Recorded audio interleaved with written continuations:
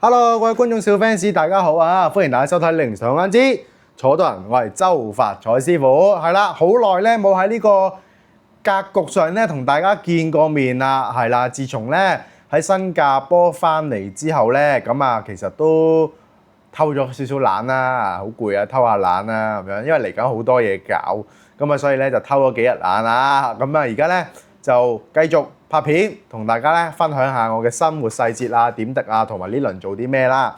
咁啊，好，我哋先咧講一講我哋咧前面嘅聖物先，係啦，多咗嘅可以供請嘅聖物有多到嘅。咁我哋先講講我哋嘅雷擊木啦。嗱，雷擊木咧暫時咧細嘅得翻呢兩件，係啦，得翻呢兩件，係啦，咁大家可以睇睇，係啦。咁啊大嘅話咧仲有3件，我一陣間會鋪翻啲相出嚟嘅。咁雷擊木咧可以作為一個家居嘅擺設啦，或者擺喺鋪頭都可以嘅。咁就擺你哋想擺嘅位置之後咧，有分有符嘅版本同冇符嘅版本。如果有符咧，就可能將個雷擊木擺擲住喺下邊啦。咁啊將符嘅力量咧就加強。咁周師傅亦都係幫呢個木咧去開光嘅。咁啊相傳雷擊木咧就係我哋道教咧或者道家嚟講咧，佢係一個好大嘅能量。嗰棵樹咧要俾天然嘅雷劈落去。然之後咧，佢要唔死繼續生，跟住將呢個木攞去鋸咗去攞去祭煉咧，先可以叫真正嘅雷擊木嘅，係啦。咁就咁雷擊木本身咧，我哋相傳道教嚟講咧，就係雷法啊係好厲害嘅，係啦。我哋嘅雷祖啦，係啦，有同埋我哋雷部嘅諸兵天兵天將啦，九天應元雷聲普化天尊啦，呢全部咧都係雷部嘅神明嚟嘅。係啦，咁啊，所以雷擊木咧就好有功效嘅，咁啊可以嚟起到一個辟邪啊、壓煞啊、鎮宅平安嘅功效，係啦。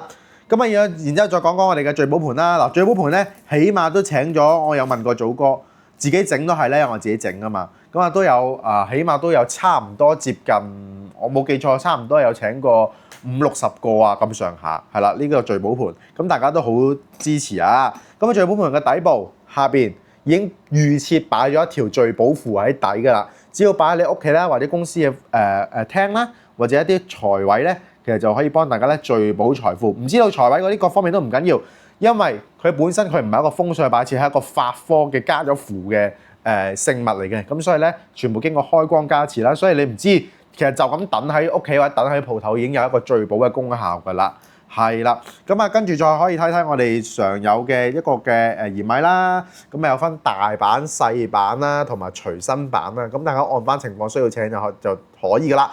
鹽米咧就係我哋六壬裏邊咧一個其中一個咧正式嘅法器，係幫我哋咧做法事嘅時候我哋灑出煞嘅用嘅，咁大家都可以請翻去啦。咁啊有好多做法，可以攞嚟沖涼啦，可以攞嚟擺喺一啲屋企或者鋪頭唔好嘅煞位啦。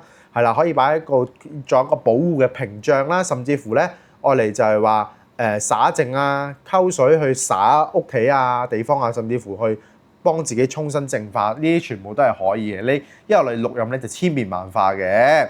咁啊，然後我哋嘅五雷我哋六壬先師木牌啦，咁呢度咧都有2款，我諗大家都耳熟能詳噶啦，都係保平安開光嘅作用。咁啊，最後啦，仲有講多少少啦，就係呢個我哋叫做六壬先師純銀牌啦，咁啊呢個就用翻我哋純銀製作嘅，咁啊都係經過周師傅開光加持啦，咁啊會加有一個朱砂開光啦，咁啊呢啲係從話咧獨立開光嘅，咁啊請咗翻去之後會俾埋一條咒語你，每日左手揸住念中呢條咒語就可以咧起到一個許願嘅作用，你相信你嘅心願咧好快就會達成噶啦。咁啊好，講下啲新嘢先。好，新嘢有呢個做五雷嘅令牌嘅朱砂令牌啦，咁大家都係請嘅。好啦，咁啊講下啲新嘢先，有什麼新嘢咧？我哋先講一講呢兩個，咁呢兩個咧係一個招財嘅貔貅嚟嘅。嗱，今次應該冇講錯啦，係貔貅嚟嘅。咁啊，佢用咗一個咧琉璃嘅設計啦，咁啊兩個對住啦，係啦，一對嘅。嗱，佢本身請翻嚟嘅時候已經係一對噶啦，就唔係單頭嘅。咁啊佢喺唔同嘅光線折射底下咧，佢有唔同嘅顏色呈現。咁啊下邊一樣，本身已經有埋個托，有埋個座噶啦，係一件咧穩妥妥嘅藝術品啦。不過小心啊，小心打爛，係啦。咁啊入邊有周師傅嘅利是封，裝住我哋六壬嘅靈符擺喺底。貔貅裏邊都會幫大家開埋光噶啦。咁啊向住財位啦，向住門口啦，向住公司嘅鋪頭門啦，呢全部咧都係招財作用嘅，或者甚至乎擺喺你嘅收銀機附近，呢啲都全部可以幫大家招財嘅，係啦，咁就呢個咧係招財貔貅陣啊嚇，咁啊，然後我哋咧開始有供請靈符噶啦，咁啊知道啦，其實好多善信咧都好想請符，咁啊大家都知啦，咁我揾一集咧拍俾大家睇，其實我哋請寫符，我哋法師咧預設就係其實寫符咧就要我哋錄音咧係行符籙派嘅，所以咧我哋錄音咧基本上有70%以上嘅法事咧都係需要用到符嘅，係啦。咁啊符嚟講咧就嘅功效咧都十分之厲害啦。咁祖師爺留落嚟嘅符咧就係千變萬化啦。咁啊好多唔知幾百度噶啦，咁你揾你諗得到諗唔到嘅符都有，係啦，包括諗唔到嘅嗰啲朱符啊、避瘟疫符啊，係啦，呢啲全部都係或者而家唔係好適用嘅可能叫做大肚嘅孕婦用嘅相關嘅符啊，一啲醫包筆下生 BB 啊，咁啊呢啲都嘅符咧都係有好多。咁啊時勢啦，而家科學昌明咧，好多符都唔係好適用噶啦。咁但係我哋好適用嘅係咩咧？護身符啦，係啦，我哋好適用嘅係人緣符啦，好適用嘅係招財符啦。咁呢啲咧，我哋都可以供請嘅。咁周師傅咧，而家咧係接受大家嘅善信供請護身嘅五雷符啦、人緣符啦、9天玄女嘅人緣符啦，同埋聚寶符嘅3道，包含錢、人緣同埋護身平安嘅。咁咧呢三大家成日都覺得，我請條符翻去，哇袋住利是封，好似嗱我講俗啲啊，好似叫做好似好唔知點咁，係啦，又擺喺個銀包度，你都知啦，而家呢個世代仲有幾多人真係攞住個銀包出嚟啊？你睇下我哋北望神州，基本上咧攞到部電話就得噶啦，唔使攞銀包嘅。咁啊，所以咧就同埋咧，有時喺屋企貼符咧，我成日都好多善信上去幫佢驅邪啊、淨宅嘅時候咧，佢都覺得好抗拒啊，貼符，貼到成間屋都係黃色符，佢知有用，但係個官名嗰個感覺上咧，仲更加之即係譬如有親戚朋友嚟探訪，佢哋覺得好似好唔知點同人解釋啊，或者都會有啲恐懼嘅心啊嚇。咁啊，周師傅咧就將佢個形式轉化咗少少。上次去泰國咧，見到啲符管咧都好啱用，度翻我哋專門錄印符嘅尺寸，咁啊俾大家睇啦，將條符包入去啦。咁啊入邊咧由我親筆寫嗰條符，絕不假手於人嘅呢符係啦，由我親筆寫啦。寫完之後喺施工壇前加漆啦，仲會加上施工爐嘅爐灰啊，咁啊好嘢嚟嘅。咁啊由施工咧嘅靈符啊，同埋施工咧保護你哋啊嚇。咁啊用一個符管嘅形式入住。咁啊呢個符管咧嘅符咧，如果呢個版本咧係不能夠拆開佢嘅，拆唔開嘅，咁我就會幫你黐死咗噶啦，因為費事大家拆嚟拆去咧就搞嚟搞去。咁啊之後咧就大家咧可以配翻一條頸繩啦，咁咧就可以佩戴噶啦。好，呢個咧就係周師傅最近咧開始諗到製作俾大家供請嘅聖物，就係一對嘅招財貔貅陣，同埋呢個咧就我哋錄音嘅靈符符管，可以擺喺我哋嘅掛住攬住喺我哋嘅頸度啦，係啦。咁記得沖涼咧就唔好沖啦，即係 sorry 唔好沖。唔好帶住沖涼啦，因為驚入水咧就條符咧濕咗就唔得嘅，係啦。同埋咧，我哋行房嘅時候，我哋條符咧就唔該除咗佢，就唔好帶起身。好啦，咁啊講咗大概8-9分鐘啦，咁我哋入下正題啦，我擺翻晒啲嘢先。咁啊交代下啦，周師傅咧去完新加坡啦，咁啊大家有冇睇啊？好興奮喎！大家周師傅咧好似一個細路仔咁咧。就去到跟住人哋個廟啦，就一齊去巡遊啦。咁嗰日咧，佢哋咧都係做一啲布施嘅法事。咁啊，記得好似係7月尾嘅最尾7月節嘅最尾一日，所以咧就跟埋佢哋嗰邊嘅陰廟啊，個師傅咧就佢哋上完童身啦，佢哋嘅陰迷童啊上咗7爺、8爺同埋周包貝爺3位嘅陰神上嚟咧，就去主持呢個儀式，就咁就帶晒好多衣紙啊，就好似大塔。咁咧就化埋大士爺落去咧，就送走呢啲嘅咩陰孤魂野鬼啦、無主孤魂啊咁樣。咁啊帶晒佢哋走啦咁樣啦。咁啊嗰日都去到都有幸見識到啦，即係好多謝我知道可能廟方都有睇嘅，廟方已經咧好大方地咧轉發咗我哋嗰個嗱，今次咧係得到准許批准啦，唔好俾人串啦，係啦，新加坡嗰啲咧唔小氣嘅香港咧就唔講啦。咁咧我哋咧就多謝新加坡嗰邊啦，獅城陰鎮殿公廟啦，佢嘅批准啦，就拍攝咗原來上呢個迷童上七爺八爺係點上嘅咧？上周巴貝爺佢哋點上？原來呢度唱歌嗱，咁又留意到有冇喺度唱歌嘅？其實唱歌係唱嗰啲咒語出嚟嘅，佢哋嗰啲咧係將嗰條咒語咧轉化為一首歌，咁啊唱出嚟啦。一路唱嘅時候咧，咁咧個機身啦、機童咧就會起童噶啦。咁以我對佢哋嘅問咗佢哋咧，原來咧佢哋話嗰個機童咧，佢係冇得自己練嘅，係要個神明咧揀選嗰個人。咁周包貝爺嗰個機童個師傅咧已經跳咗30幾年㗎啦，都十分之厲害。而佢哋咧就隨住有幾位嘅機童咧，其實佢哋本身都係有正職嘅，係啦，有正職。咁佢哋係因為俾神明揀咗，冇計啦，咁一定要做啦。咁所以咧佢哋咧就可能公餘嘅時間咧就會過嚟幫手去做一啲扶持救世工作啦。咁另外就係講緊佢嗰個佢哋嗰個主殿嗰個主神啦，周巴貝爺啦。咁佢上咗機童之後咧，佢成身咧就會掛滿晒一啲金器啊、金飾啊，有頂官帽啊，有個扇啊。咁呢新嘅金器咧係由佢哋嘅善信全數由善信捐贈，價值港幣600萬。哇！我睇到眼都突埋，哇！即係成層樓孭喺個身度。呢個就真係好佩服佢哋嗰個文化啦，亦都好明顯就係話佢哋亦都扶持救世啦，佢哋善信咧先咁支持佢哋啊！真係令周師傅咧喺度咧大開眼界。係啦，跟住嗰邊嘅又講下嗰邊我今集咧主要咧想分享下我嚟緊嘅發展方向啊！嗰邊啦喺新加坡嗰邊咧開始咧有唔同嘅善信啦、徒弟啦，即係加入啦。先講一講啦。嗱，如果大家咧都想，可能你住喺新加坡或者馬來西亞嗰邊，你睇到周師傅呢個視頻，你都想加入我哋新加坡法壇嘅大家庭咧，絕對無任歡迎。大家只係需要咧聯絡翻小助手啦。咁小助手咧就會幫周師傅咧就分流啦，然之後咧就同我會直接 contact。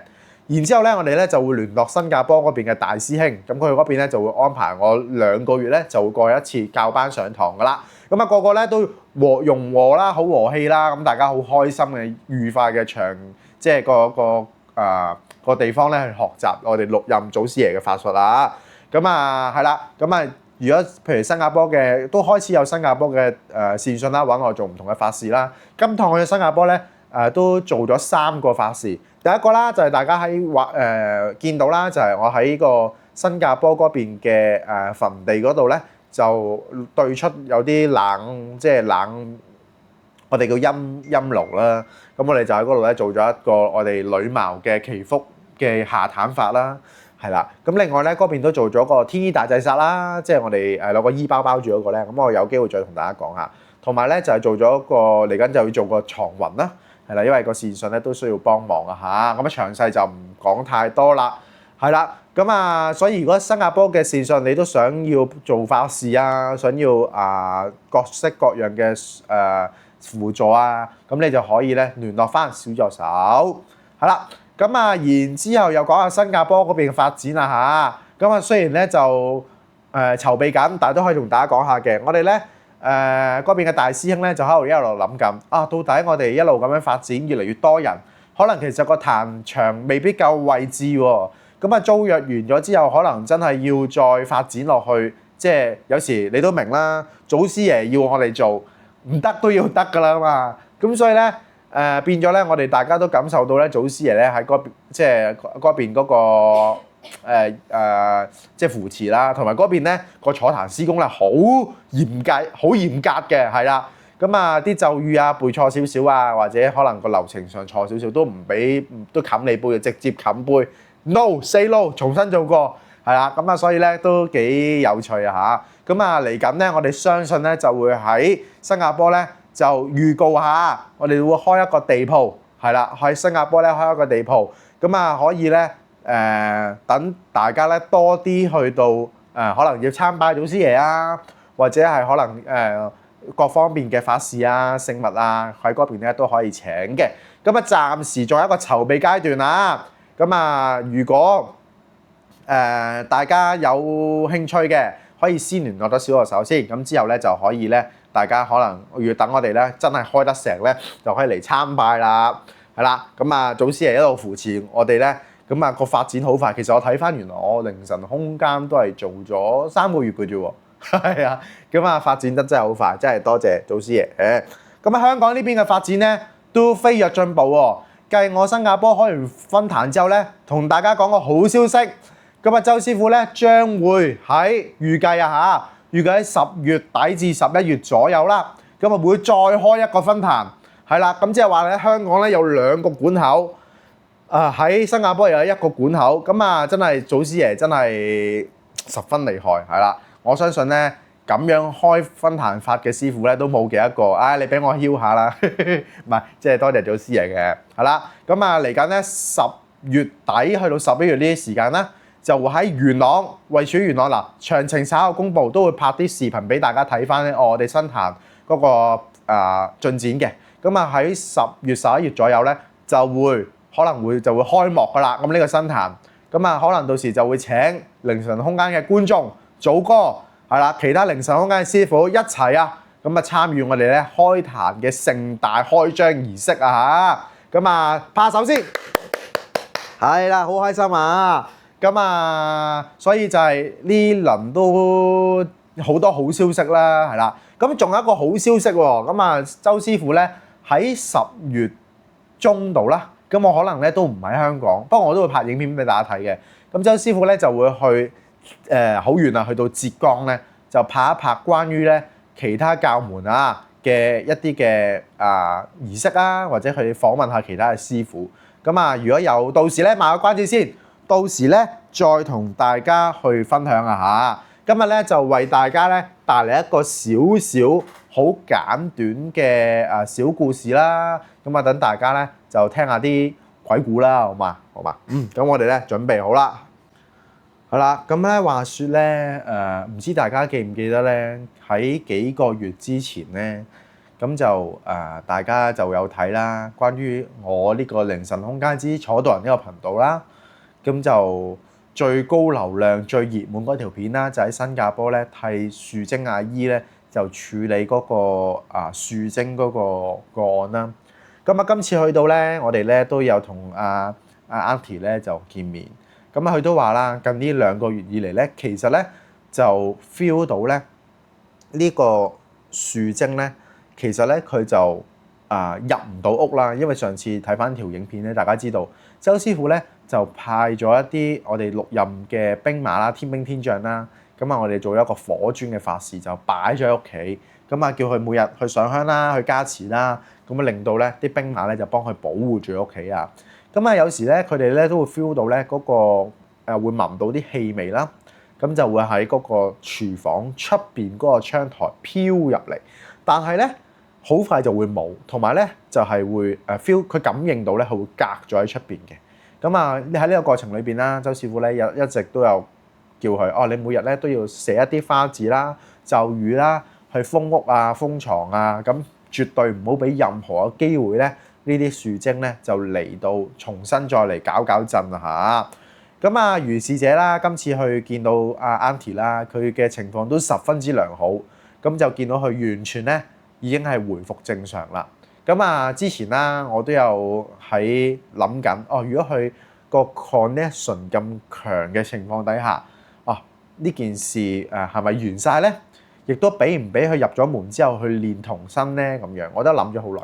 咁最後咧，我就喺壇前打杯問嗰邊，即係問喺嗰邊問坐壇師公啦。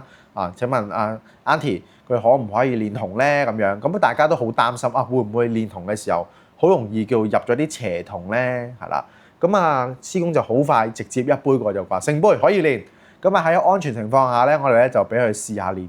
其實咧佢個感覺咧，因為我哋就好擔心成日咧啲弟子會練咗一啲叫心理銅，即係自己覺得自己有，其實係冇嘅。以我當年練咧，其實我都練咗成超過1個月以上，嗱已經要好快㗎啦嚇。咁啊1個月以上先 feel 到童身師公到嚟扶我，係啦。咁啊有啲好搞笑嘅師傅咧，曾經咧喺啲網台度就話：誒你上咗個童身，仲識得叫人幫手推嘅？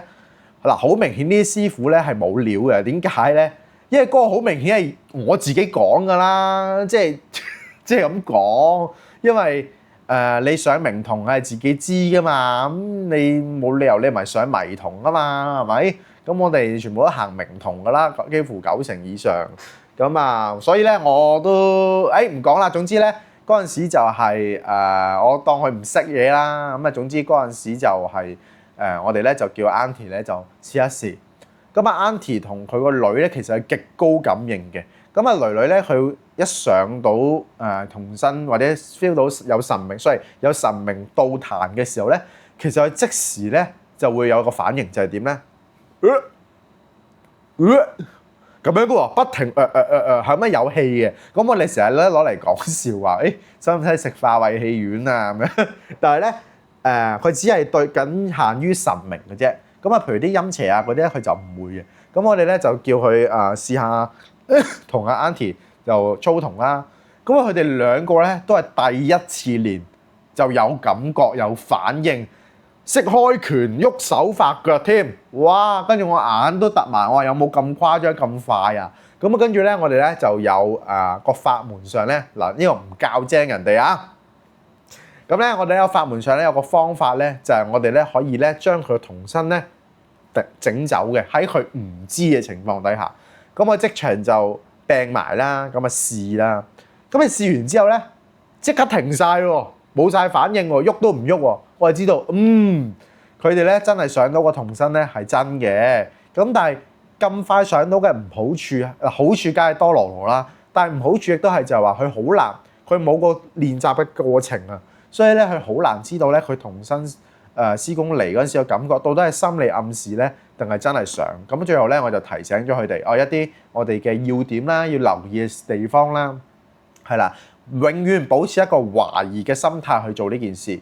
有童身做嘢對我嚟講啊，我嘅親身經驗係方便啲嘅，冇亦都做到。我哋唔好去沉迷呢個位，咁就我就覺得都 OK 嘅啦。你當一個幫助性嘅輔助性質就 OK 啦。咁佢哋一路練咧都我覺得都幾好啊，幾合理啊。咁之後咧，我哋咧嗰邊咧，我有個我哋有個師兄啦，咁佢就個靈感力咧、通靈能力咧好高啊。咁我覺得咧，去參加嗰啲節目咧，一定係攞冠軍。我保證佢攞冠軍。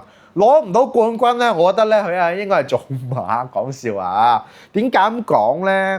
因為咧佢咧嗰日咧，我哋就好搞笑，我哋就坐低啦，圍埋成班弟子啊，包括我啦。咁我哋好 friend 嘅成班都，咁啊坐喺度。咁啊，我哋就話：喂，不如試下睇下 Auntie 嗰個樹精係啦，嗰個情況啊。咁咧，佢就攞咗一副正常嘅啤牌出嚟。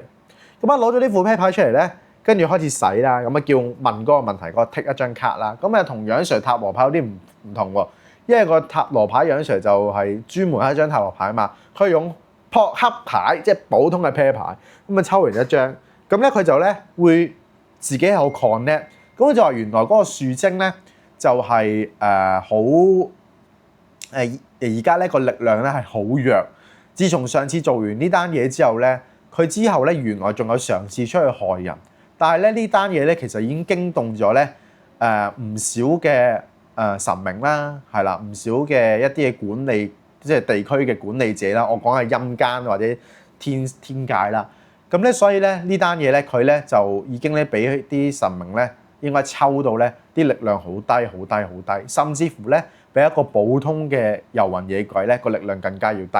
咁咧佢神經咧都想翻，佢有神經嘗試過係啦，求我擺喺Auntie 屋企嘅天兵天將，可唔可以入去？可唔可以俾佢修練過咧？重新嚟過咧？咁當然啦，係唔得啦。咁之後咧，亦都有翻過去新加坡壇求新加坡嘅師公係啦，俾個機會佢啦。咁亦都係不獲理會啦。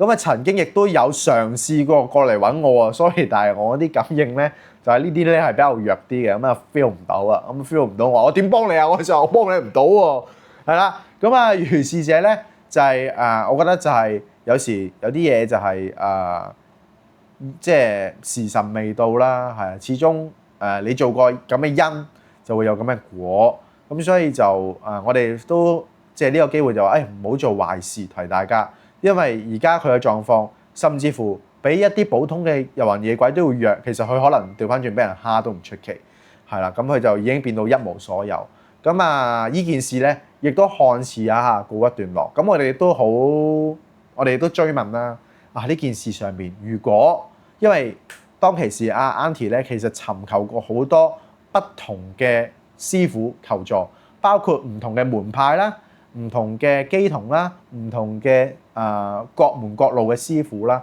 咁筆下都有10個8個，咁最後咁就係揾到我哋啦。咁其實咧，大家追翻呢件事咧，就話其實嗰陣時佢知唔知我哋將會到㗎？咁其實開翻出嚟嘅結果咧，就話樹精嗰個樹精，其實當其時係知道我哋將會嚟到，亦都預示咗個結果係點，就睇下邊個夠快，到底佢攞 Auntie 條命快，定係我哋救佢救得快？咁呢個就真係好驚心動魄。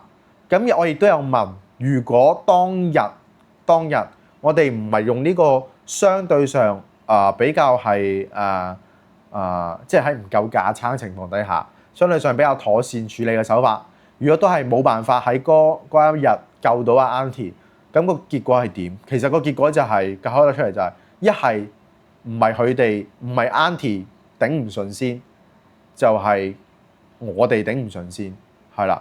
咁即係話其實嗰日咧就係我哋真係好險勝，即係施工扶持啦。咁我哋咧就活生生救翻一條人命翻嚟啦。咁其實呢個就係我諗係緣分啦。即係你話周師傅係咪好叻好巴閉？唔係嘅，因為周師傅我哋周師傅唔識自身法啦，係啦。咁我哋咧行施工嘅法，咁所以咧我哋咧就由施工直接扶持。咁所以就係施工都見到我哋去做事嘅心啦，係啦，咁樣將我哋6任嘅威名發揚光大。咁所以咧呢件事情咧其實都好振奮㗎，即係證明我哋做完呢件事真係可以咧令到善信咧嘅人生有一個妥善嘅解決。咁呢個就係我哋咧今次呢個樹精個案嘅結尾啦，相信。咁我亦都擺低咗一啲法器啦喺嗰邊。咁希望就話，如果 touch wood 再有啲其他古靈精怪嘢嘅情況底下，咁你哋可以自己喺我唔在場嘅情況底下都可以處理到呢啲事情啦，係啦。咁最後就係交代咗啦，樹精嗰個個案啦嘅結尾啦。